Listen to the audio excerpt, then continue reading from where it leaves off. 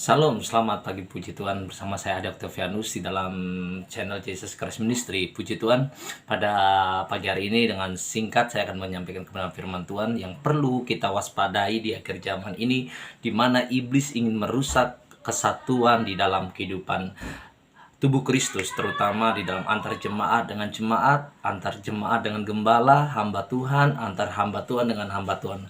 Apa sih yang perlu kita perhatikan dan kita harus hati-hati, jangan sampai roh ini tinggal di dalam kehidupan kita dan kita dijadikan alat untuk merusak kesatuan. Hati-hati, sebab kita perlu memperhatikan kebenaran firman Tuhan dan kita perlu diisi firman Tuhan supaya tahu, dan kita harus berjaga-jaga dan berdoa jangan sampai roh ini tinggal dalam kehidupan kita. Kalau ada, mari kita berdoa supaya Tuhan bebaskan kita dari roh ini dan tidak merusak pertumbuhan kerohanian kita. Apa saja yang perlu kita perhatikan? Yang pertama, roh yang dapat merusak kesatuan di dalam tubuh Kristus yaitu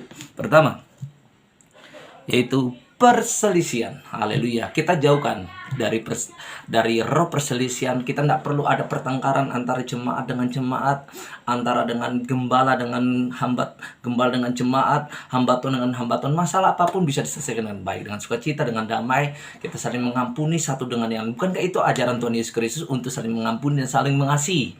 Puji Tuhan. Jangan sampai memberi kesempatan iblis untuk menggunakan kesempatan itu membuat kita berdosa. Haleluya. Yang kedua, iri hati. Puji Tuhan, jika kita diberkati kita bersyukur. Kalau kita lihat hamba Tuhan yang satu diberkati, jemaat Tuhan yang itu yang diberkati, saudara kita satu yang diberkati, begitu luar biasa, jangan ada iri hati. Justru kita sebagai anak Tuhan yaitu harus bersyukur dan terima kasih. Kalau kita lihat, wow, luar biasa, dia diberkati, dia dipakai Tuhan menjadi alat, menjadi berkat bagi siapapun, kita bersyukur. Haleluya, sebagai tubuh Kristus. Yang ketiga yaitu amarah. Jangan sampai amarah kita meledak dan menghasilkan sesuatu yang berdosa. Amarah yang bagaimana? Amarah kita harus kita dapat kendalikan. Jangan sampai ada hal-hal yang dia hasil dari amarah itu membuat hal yang tidak baik.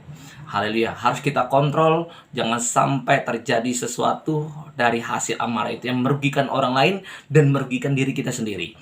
Yang keempat, kepentingan diri sendiri. Kalau saudara diberkati, ingat, jangan lupa, kita diberkati itu berasal daripada Tuhan. Karena ini kita hidup sebagai manusia yang baru. Kita hidup oleh iman, kita hidup di dalam Tuhan, kita hidup dalam firman Tuhan. Maka kita percaya bahwa hidup kita diberkati oleh Tuhan.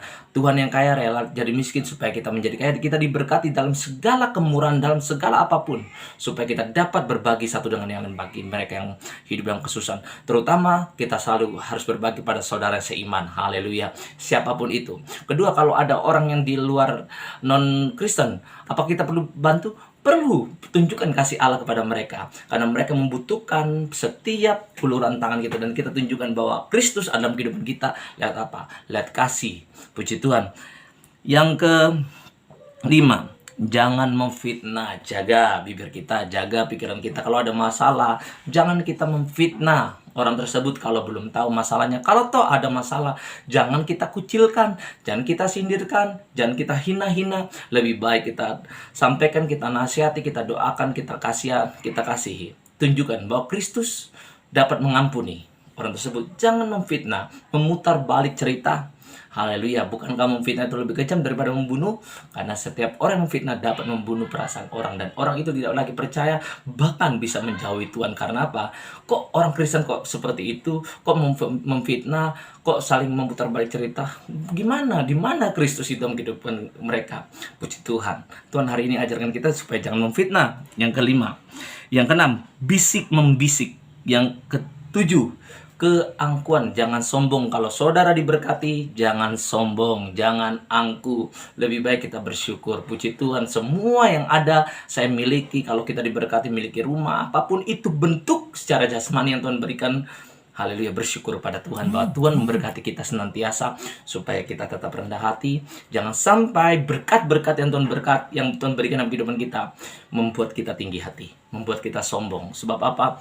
Berkat yang Tuhan berikan dalam kehidupan kita bisa membuat kita jatuh dosa. Oleh karena apa? Kesombongan, keangkuhan. Haleluya. Semua yang kita miliki itu semua karena anugerah Tuhan saja. Tuhan sendiri memberkati kita, dan kita harus mengelola dengan baik dan bijak segala berkat Tuhan itu yang kita terima daripada Tuhan. Dan yang terakhir yaitu ke-8, kerusuhan. Jangan menyebabkan kerusuhan di dalam antara tubuh Kristus. Haleluya. Dijauhkan. Jadi 8 ini yang harus kita hindari, yaitu pertama, perselisihan, iri hati, amarah, kepentingan diri sendiri, lalu fitnah, bisik-bisik, keangkuhan, dan kerusuhan. Itu yang dapat merusak hubungan kita satu dengan yang lain, hubungan kita dengan saudara seiman, hubungan kita dengan saudara yang lain. Haleluya. Karena iblis ingin merusak kesatuan di dalam tubuh Kristus yang Tuhan sudah berikan dalam kehidupan kita, kemerdekaan secara rohani. Mari kita jaga kemerdekaan ini, ada kesatuan. Haleluya. Tuhan Yesus memberkati. God bless you. Tuhan Yesus memberkati kita semua. Bye-bye. Haleluya. Amin.